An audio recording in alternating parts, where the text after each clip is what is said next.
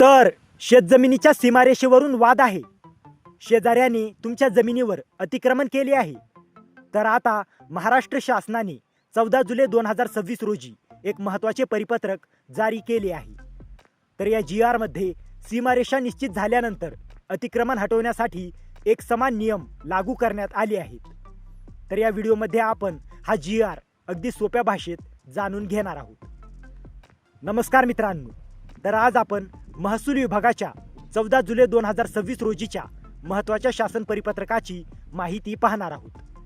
या परिपत्रकात महाराष्ट्र जमीन महसूल संहिता 1966 च्या कलम 138 अंतर्गत सीमारेषा निश्चित झाल्यानंतर अतिक्रमण हटवण्याची एक समान कार्यपद्धती निश्चित करण्यात आली आहे. तर GR का काढण्यात आला? तर शासनाच्या लक्षात आली की वेगवेगळ्या जिल्ह्यांमध्ये कलम 138 अंतर्गत वेगवेगळी कार्यपद्धती वापरली जात होती. त्यामुळे संपूर्ण राज्यात एक समान नियम लागू करण्यासाठी हे परिपत्रक जारी करण्यात आले आहे. तर सर्वात मोठा निर्णय, तर यापुढे जिल्हाधिकाऱ्यांचे कलम 138(2) अंतर्गत अधिकार उपविभागीय अधिकारी म्हणजे SDO यांना प्रदान करता येतील अशी सूचना करण्यात आली आहे. तर कलम 138 कधी लागू होईल? तर हे लक्षात ठेवा, सर्वप्रथम जमिनीची सीमारेषा कायदेशीररित्या निश्चित झालेली असणे आवश्यक आहे. सीमारेषा निश्चितीचा आदेश नसताना थेट अतिक्रमण हटवण्याची कारवाई करता येणार नाही.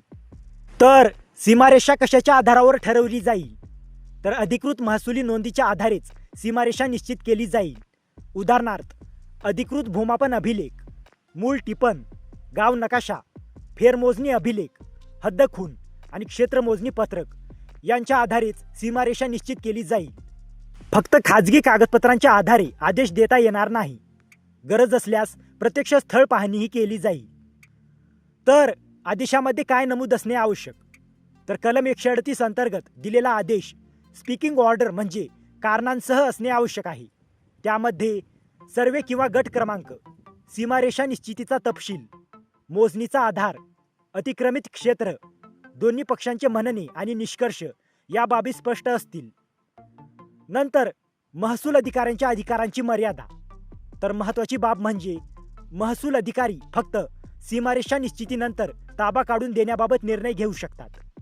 पण मालकी हक्क, वारसा, कराराची वैधता, गुंतागुंतीचे दिवाणी वाद या विषयांवर निर्णय देऊ शकत नाहीत. अशा प्रकरणांचा निर्णय दिवाणी न्यायालयच घेईल. तर अतिक्रमण हटवण्याची प्रक्रिया, जर अंतिम आदेश झाला तर संबंधित व्यक्तीला जागा रिकामी करण्यासाठी योग्य मुदत दिली जाईल. मुदत संपल्यानंतरही जागा रिकामी न केल्यास पंचनाम्यासह प्रत्यक्ष बेदखली केली जाईल. ताबा देताना स्वतंत्र ताबा पंचनामा तयार केला जाईल. तर कायदा व सुव्यवस्था, जर कारवाई दरम्यान तणाव निर्माण होण्याची शक्यता असेल तर पोलिसांची मदत घेतली जाईल. तसेच कोणत्याही परिस्थितीत बेकायदेशीर किंवा अनावश्यक बळाचा वापर होणार नाही याची काळजी घेण्याचे निर्देश देण्यात आले आहेत. तर मित्रांनो, या शासन परिपत्रकामुळे संपूर्ण महाराष्ट्रात सीमारेषा निश्चिती आणि अतिक्रमण हटवण्याची प्रक्रिया अधिक पारदर्शक, एकसमान आणि कायदेशीर पद्धतीने राबवली जाणार आहे. जमिनीच्या सीमावादाशी संबंधित नागरिकांसाठी हा GR अत्यंत महत्त्वाचा ठरणार आहे. तर मित्रांनो, जर तुम्हाला या GRची PDF हवी असेल तर डिस्क्रिप्शनमध्ये आपल्या टेलिग्राम चॅनेलची लिंक दिलेली आहे. तिथे जाऊन तुम्ही या GRची PDF घेऊ शकता. आणि हा व्हिडिओ उपयुक्त वाटला असेल तर व्हिडिओला लाईक करा, शेअर करा आणि अशाच महत्त्वाच्या GR अपडेटसाठी आपल्या चॅनलला सबस्क्राईब करा.